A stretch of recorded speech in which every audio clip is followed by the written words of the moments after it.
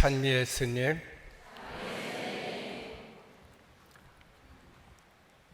나에게 마실 물을 좀 다오라는 주제로 은혜를 나누겠습니다. 요한복음 4장 7절인데 예수님이 그 사마리아 지방을 가로질러 가시다가 시카르라는 곳에 있는 우물에서 여인에게 하셨던 말씀입니다. 나에게 마실 물을 좀 다오. 그런데 어쩌면 오늘 여러분에게 하시는 주님의 말씀인지도 모릅니다.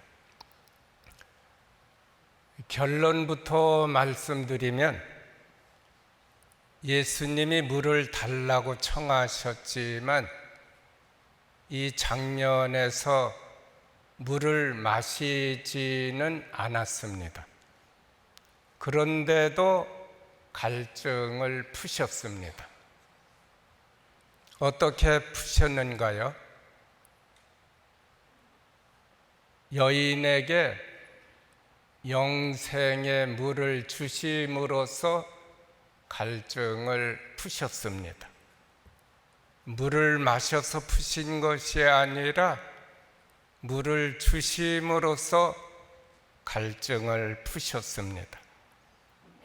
또 사마리아 여인도 우물의 물을 마시지는 않았습니다. 그런데 이 여인도 갈증을 풀었습니다. 어떻게 풀었는가요? 예수님을 통해서 새 삶을 찾음으로써 갈증을 풀었습니다. 그러니까 여기에서 예수님이나 여인에게 근본적인 갈증은 우물물이 아니었습니다. 또 이런 갈증도 있습니다. 부모가 사랑을 줘도 자녀가 받지를 못하면 부모가 목마르게 됩니다. 자녀 역시 자기가 원하는 사랑이 아니면 받았어도 역시 목마르게 됩니다. 이런 경우는 주어도 목마르고 받았어도 목마릅니다. 그러니까 주어도 준 것이 없어요. 받았어도 받은 것이 없는 것입니다.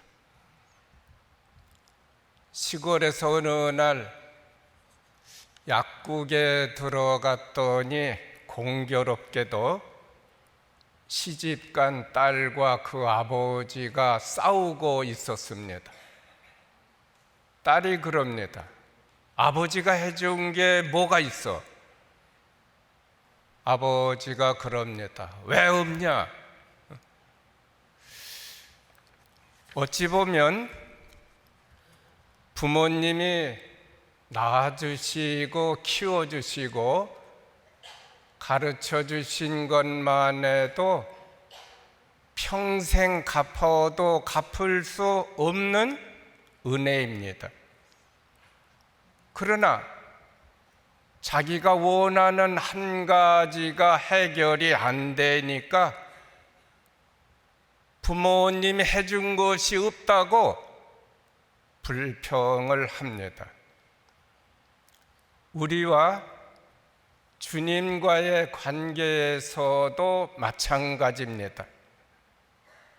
주님께서 사랑을 주시지만 우리 마음이 딴 곳에 가 있으면 주셨어도 주신 것이 없는 것이고 받았어도 받은 것이 없는 것입니다. 어떤 자매가 신앙에 대해 상담을 하다가 저한테 그랬습니다. 자기는 세례 받은 지 10년이 되었는데 은혜 받은 것이 하나도 없답니다. 10년 동안 은혜 받은 것이 하나도 없다니, 세상에 그런 기적도 있나요?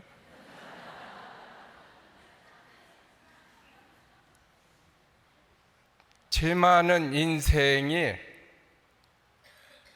하느님의 딸로 태어나서 구원을 보장받은 것만 해도 평생 갚아도 갚을 수 없는 은혜입니다. 또 힘들고 혹 어려운 일이 있다 해도 우리가 나중에 장차 얻게 될 천당만 생각하면 힘이 주어집니다. 신바람이 나요. 그런데 사람들이 원하는 은혜는 무엇인가? 자기 뜻이 이루어지면 은혜고, 이루어지지 않으면 은혜가 아닌 것으로 생각하는데, 사실은 이런 것이 신앙에서 큰 문제가 됩니다. 주님이 기도도 보면은 1절이 뭐예요? 아버지의 뜻이 이루어지는 것입니다. 첫째가 그것이에요. 2절에 가서야 우리 뜻, 내 뜻이 나옵니다. 우리는 주님의 뜻 안에 참 은혜가 있는 것이지 내 뜻 안에 있는 게 아닙니다. 이게 사도들 사이에서도 문제가 많았습니다. 요한의 어머니는 자기 두 아들이 하나는 주님의 오른편에, 하나는 왼편에 앉게 해달라고 청을 했는데, 다른 제자들도 속마음은 다 같았습니다. 그들은 3년 동안 주님을 따라다니면서 보고 배웠지만 오로지 속마음은 한 자리 해먹고 한 미천 잡을 생각밖에 없었습니다. 나중에 성령을 받고 나서야 잘못된 꿈에서 깨어났지만, 우리도 이번 기회에 이런 잘못된 신앙관에서 벗어나야 합니다. 그래서 오늘은 물 얘기를 좀 할까 합니다. 물은 생명 존재에 절대적으로 필요한 요소입니다. 물이 없으면 어떤 생명도 존재될 수 없습니다.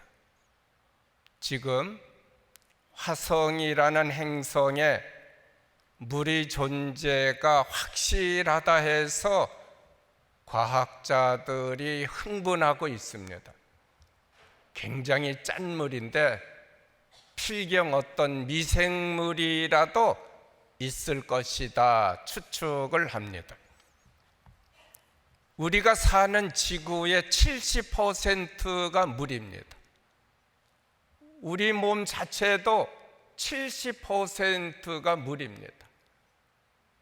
지구에 비가 어느 순간 오지 않으면 재앙이 오듯이 우리 몸 역시 물 부족이 단 몇 %만 돼도 큰 위험이 닥칩니다.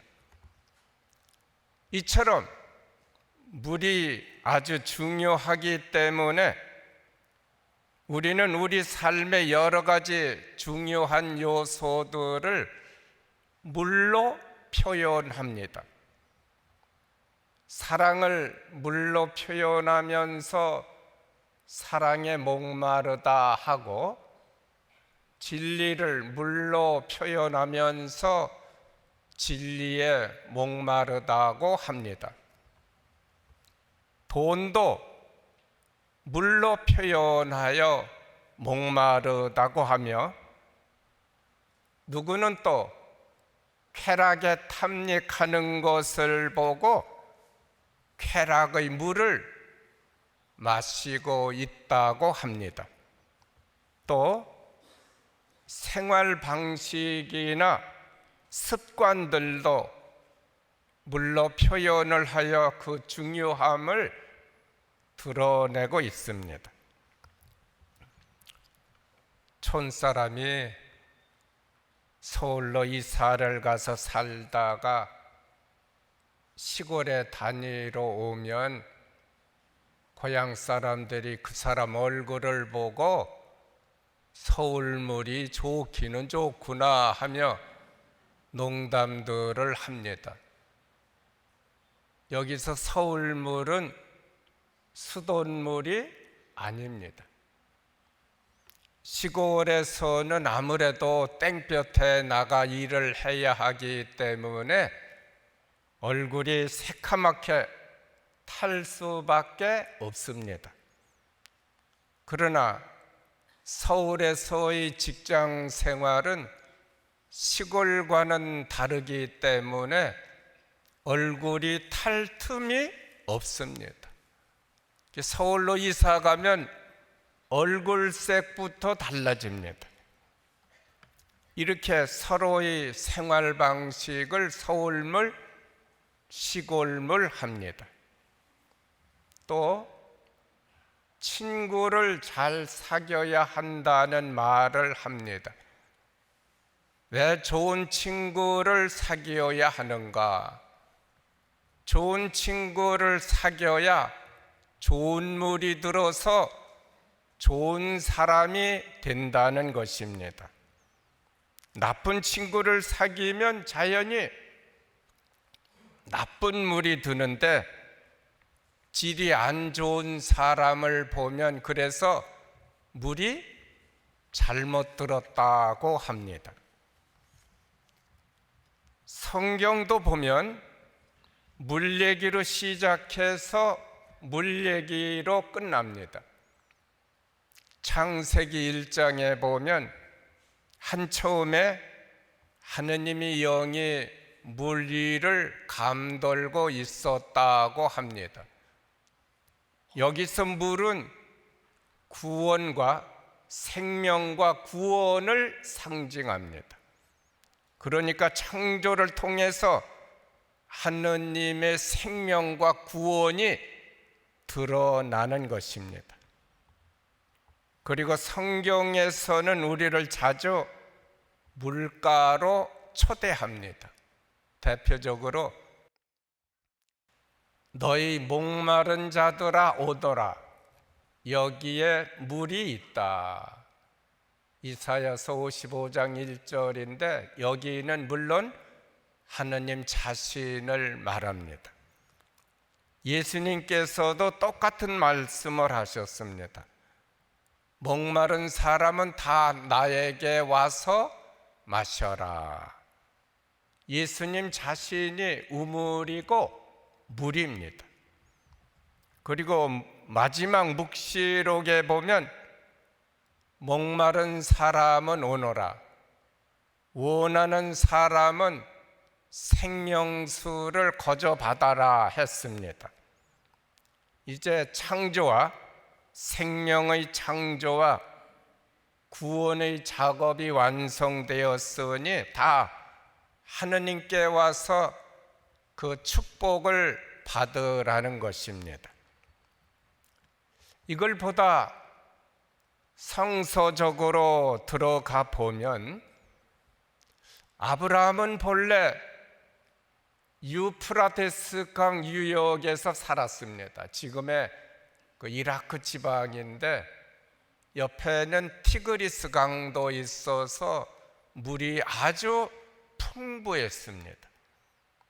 그런데 하나님은 물도 없는 척박한 땅으로 아브라함을 부르셨습니다. 왜 하필 사막의 땅으로 아브라함을 불러내셨는가? 다 깊으신 뜻이 있는데요, 세상 물이 풍부하면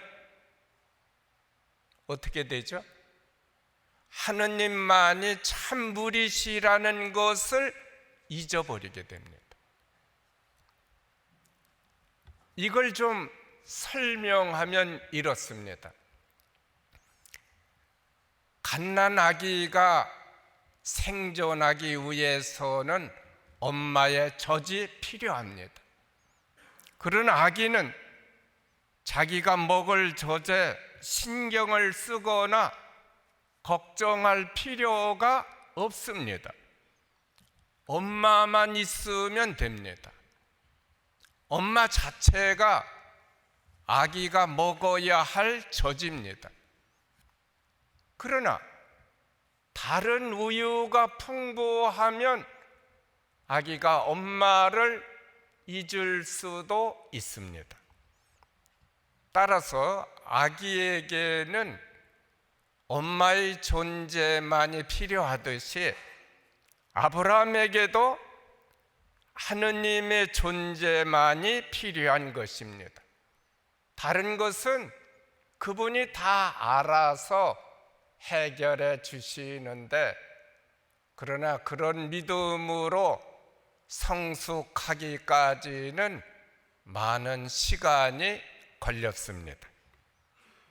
아브라함은 물 부족 때문에 농사를 짓거나 가축을 키울 수가 없어서 이집트로 피난을 갔으며, 나중에는 후손들이 약속의 땅을 버리고 아예 이집트에 건너가 살았습니다. 그러나 이것마저도 하느님의 계획이었습니다. 그때 아브라함의 후손들은 물이 풍부한 나일강 하류에서 살면서 큰 백성으로 성장하게 됩니다. 물이 풍부하니 생활도 풍부합니다. 그러나 바로 그 이유 때문에 참물이신 하느님을 잊어버리게 됩니다. 죄송하지만 이 팔자가 편하면 하느님이 잘 안 보이게 됩니다. 결국 저 파라오의 모진 이 박해를 받고 나서야 약속의 땅에 눈을 뜨면서 이제는 이집트에서 못 산다, 그 땅으로 건너가자 생각을 하게 됩니다. 하느님은 그때 모세를 통해 그 백성을 이끌고 나오십니다. 그런데 탈출 후에도 그들이 광야에서 제일 먼저 당면한 문제는 물이었습니다. 사막의 땅이라 물이 없는 것입니다. 백성들이 아우성을 쳤습니다. 어쩌자고 우리를 이집트에서 이끌어냈느냐? 자식들과 가축들과 함께 목말라 죽게 할 작정이냐? 그들에게는 하느님만이 마셔야 할 참물인데 그 믿음이 없으니 내내 불평을 합니다. 이를테면 아기가 엄마 품에 있는데도 계속 자기가 먹을 젖 걱정을 하는 것입니다. 백성들이 울부짖자 하느님이 모세에게 말씀하십니다. 지팡이를 들어 호렙의 바위를 쳐라. 여기서 호렙은 시나이 산을 말합니다. 시나이 산에 바위를 치니 물이 콜콜 쏟아집니다. 그런데 바위에서 물이 쏟아진다는 말이 이해가 되십니까? 지팡이로 쳤다고 샘솟는 물이 나올까요? 성경에서 바위는 누구를 상징하죠? 하느님을 상징합니다. 그러니까 마셔야 할 물이 누구한테서 나온 거죠? 하느님한테서 나온 것입니다. 그런데도 하느님만이 참 물이시라는 것을 깨닫는 데는 오랜 시간이 필요합니다. 그러니까 아기가 엄마 품에 있으면서도 계속 엄마를 거부하는 아기가 이스라엘이었습니다. 그런데 오늘을 사는 우리도 사실은 마찬가지입니다.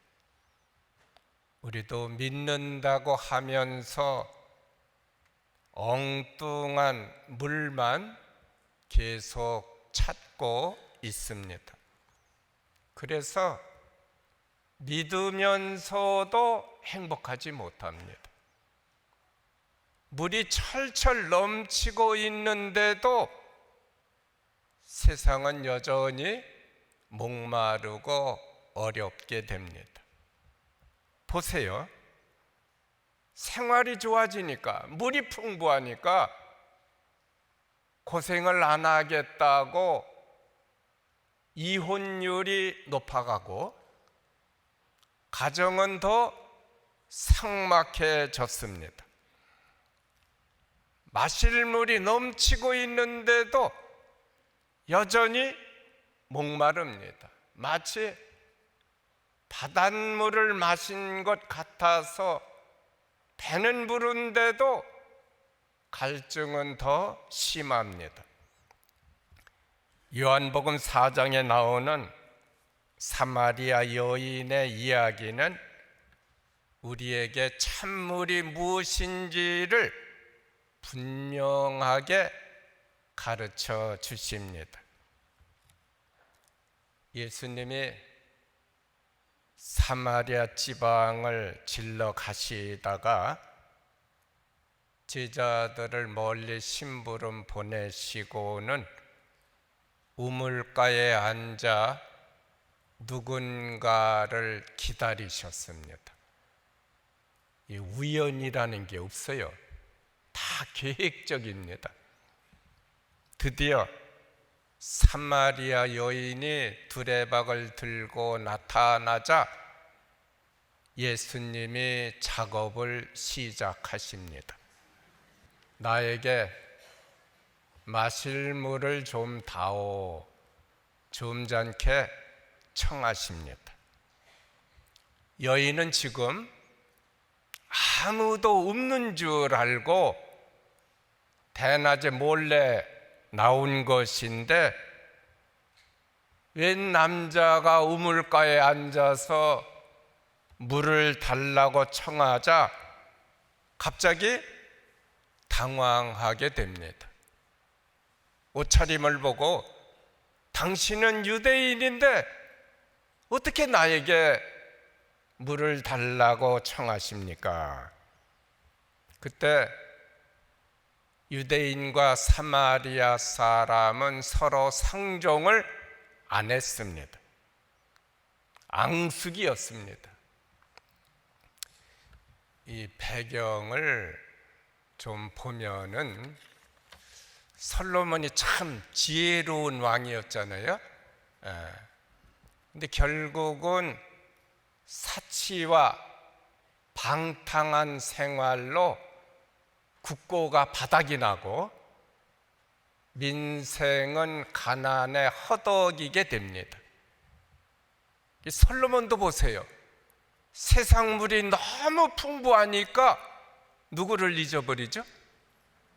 참물이신 하느님을 잊어버립니다. 이방인 첩을 많이 두었었는데 솔로몬이 그 우상숭배에 빠지게 되는 거예요. 그러니까 하느님을 저버리는 것입니다.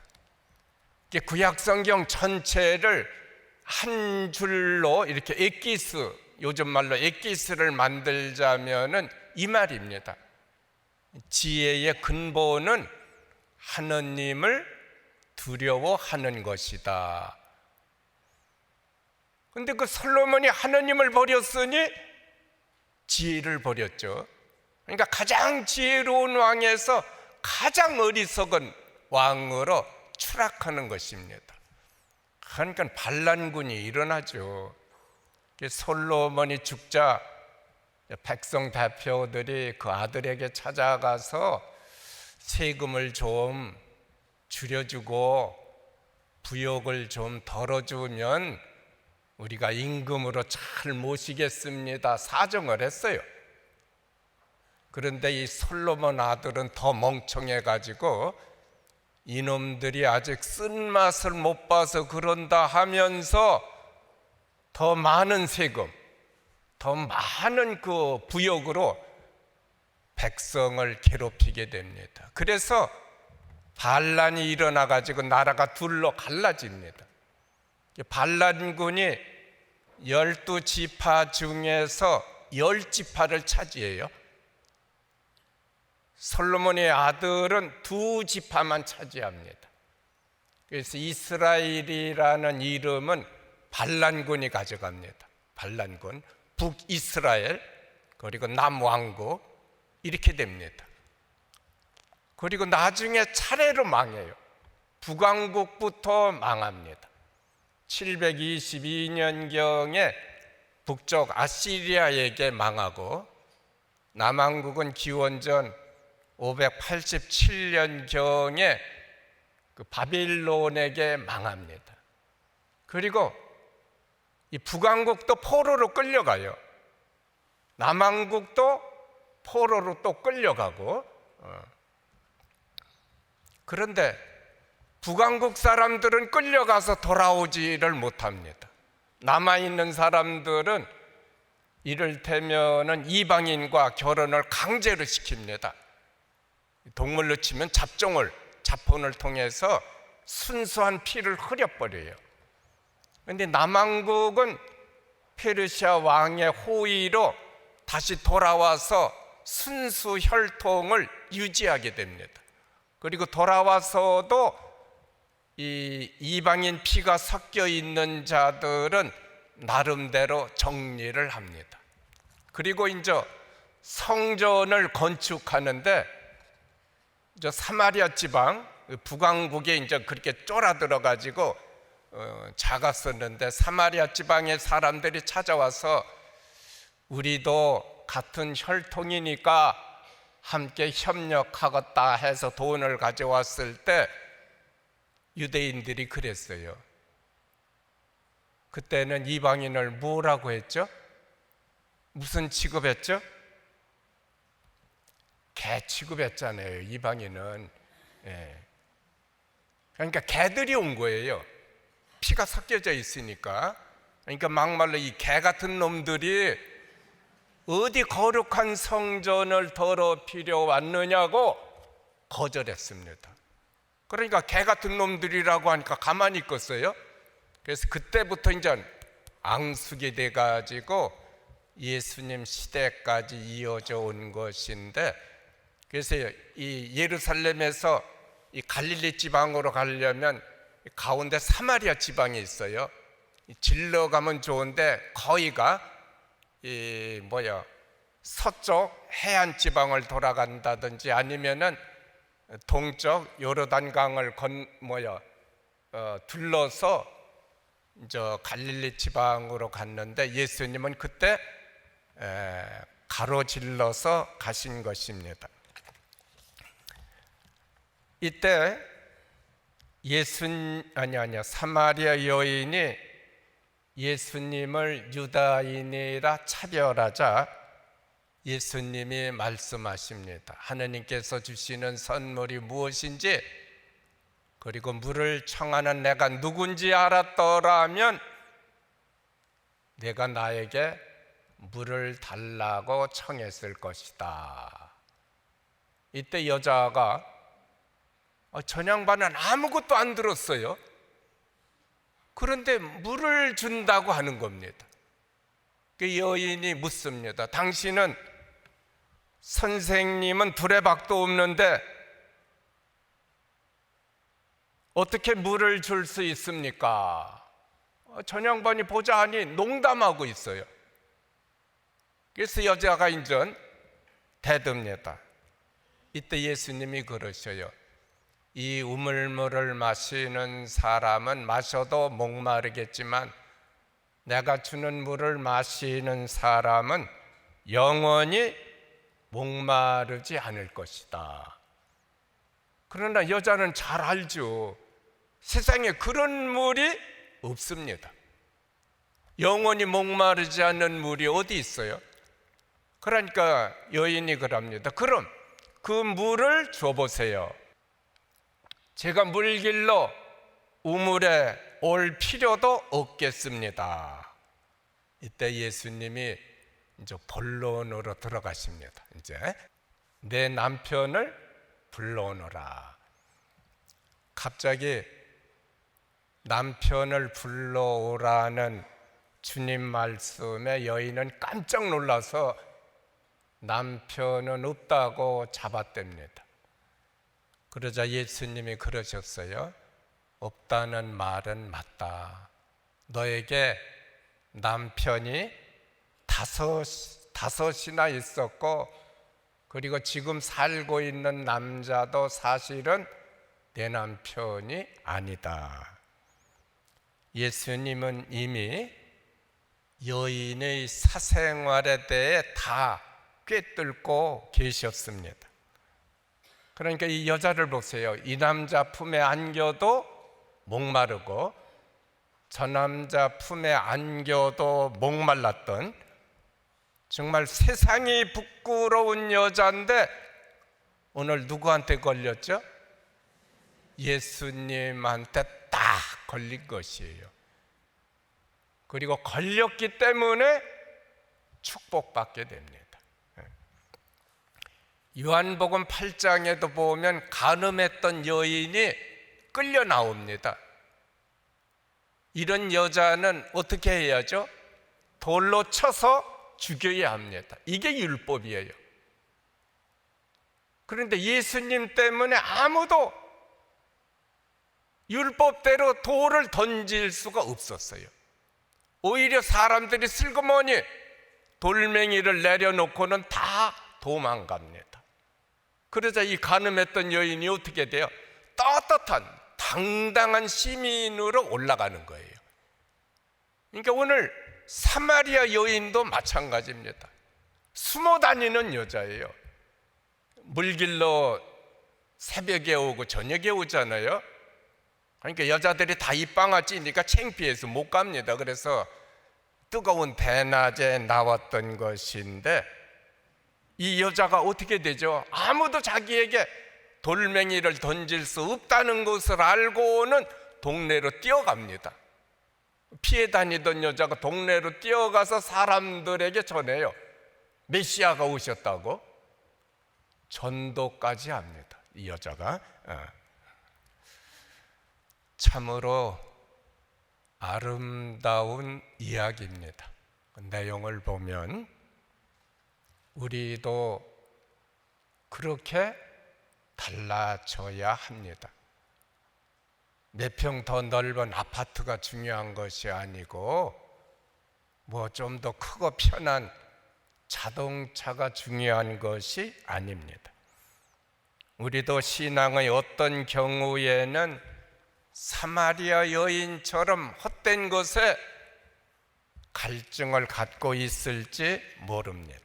여기서 예수의 그 데레사 성녀 얘기를 좀 하자면 이분이 21살에 수녀원에 들어갔지만 38살까지는 17년 동안은 아주 느슨한 수도 생활을 했습니다.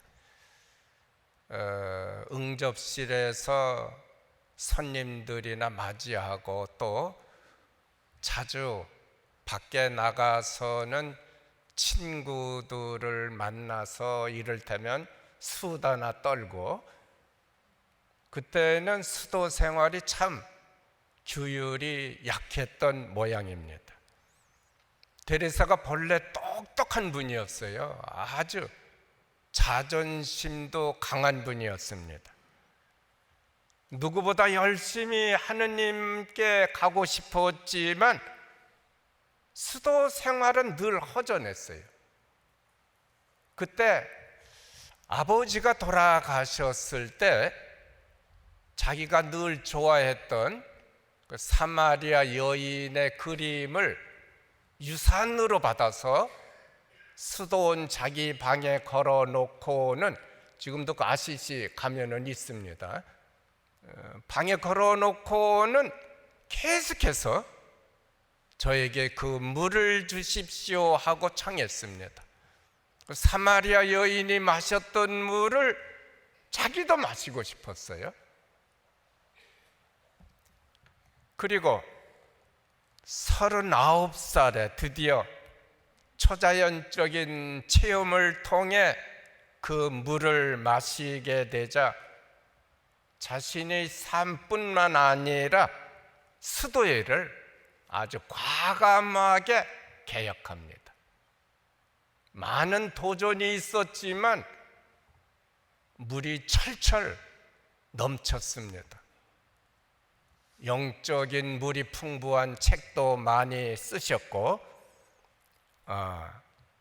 그리고 그 물을 어떻게 마시고 체험할 수 있는지에 대해 설득력 있게 묘사를 했는데, 특히 그분은 묵상 기도를 강조하셨습니다.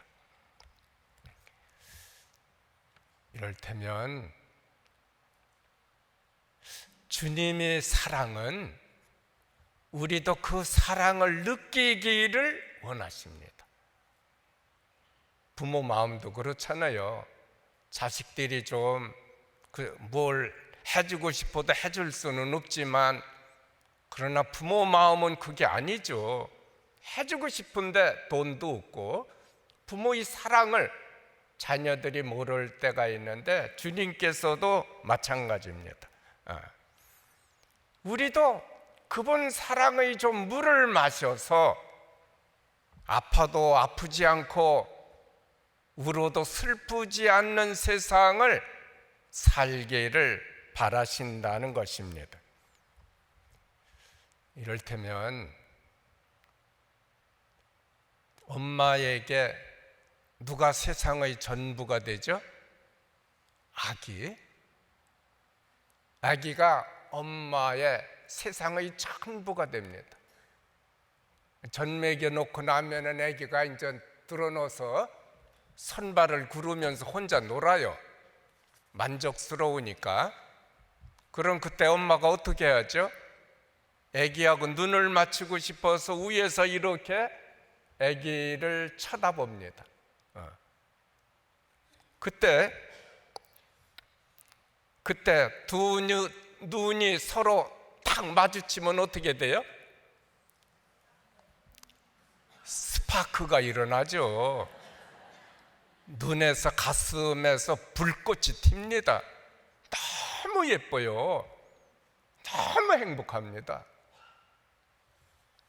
그런데 엄마가 위에서 아기 눈과 마주치려고 보고 있는데 아기가 옆으로 계속 피한다면 어떻게 되겠어요? 엄마가 어떻게 되죠? 목마르게 되죠. 사랑을 주고 싶은데 줄 수 없으니까 가지고 있는데도 갈증을 느끼는 것입니다. 이처럼 주님은 우리와 눈을 마주치기를 원하셔요. 기도할 때 보세요. 주님한테는 내가 세상의 전부가 됩니다. 나만 바라보세요. 기도할 때 보세요. 나만 바라보시고 내 목소리만 들으십니다. 울어도 슬프지 않아요. 맞아도 아프지 않습니다. 주님은 우리가 그런 세상을 살기를 원하시는데 못 살으니까